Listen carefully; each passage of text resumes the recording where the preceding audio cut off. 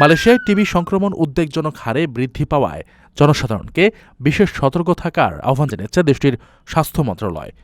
ভিড় ও বদ্ধস্থানে মাস্ক ব্যবহারের পরামর্শ দেওয়া হয়েছে। স্বাস্থ্য মন্ত্রণালয়ের এক বিবৃতিতে জানানো হয়, ৮ থেকে ১৪ ফেব্রুয়ারি পর্যন্ত ষষ্ঠ মহামারীতাত্ত্বিক সপ্তাহে সারা দেশে নতুন করে ৫৯৬ জন যক্ষ্মা বা টিবি রোগী শনাক্ত হয়েছে। সর্বশেষ পরিসংখ্যান অনুযায়ী চলতি বছরে মোট আক্রান্তের সংখ্যা দাঁড়িয়েছে ৩,১৬১ জনে। মন্ত্রণালয় জানায়, ভিড়, বদ্ধ এবং অপর্যাপ্ত বায়ু চলাচলযুক্ত পরিবেশে সংক্রমণের ঝুঁকি বেশি থাকে।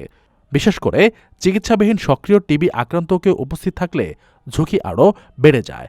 তবে রমজান নিজে টিবি ছড়ানোর কারণ নয়, বরং এ সময় সামাজিক মেলামেশা বৃদ্ধি পাওয়ায় সংস্পর্শের সুযোগ বাড়ে, ফলে সংক্রমণের সম্ভাবনাও বাড়তে পারে।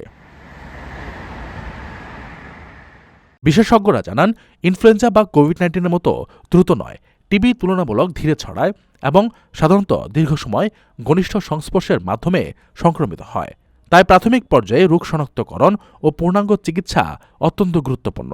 জনসাধারণকে হাঁচিকাছি শিষ্টাচার মেনে চলা, ঘরের ভেতর পর্যাপ্ত বায়ু চলাচল নিশ্চিত করা, উপসর্গ থাকলে বা জনসমাগমে মাস্ক পরা এবং ২ সপ্তাহের বেশি স্থায়ী কাশি হলে দ্রুত চিকিৎসকের শরণাপন্ন হওয়ার আহ্বান জানানো হয়েছে। প্রবাসীদের জন্য নির্মাণ হচ্ছে দেশের প্রথম স্মার্ট সিটি, যেখানে থাকছে স্কুল, মসজিদ, হাসপাতাল, সুইমিং পুল, হেলিপ্যাড, পাঠাগার, জিম, সুপারমার্কেট, শিশু পার্ক সহ সকল নাগরিক সুবিধা।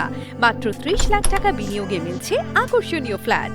প্লাটিনাম ইনভেস্টরদের জন্য ঢাকা বিমানবন্দরে ভিআইপি প্রোটোকল সুবিধা। বিস্তারিত জানতে যোগাযোগ করুন স্ক্রিনে দেয়া হোয়াটসঅ্যাপ অথবা ইমো নাম্বারে।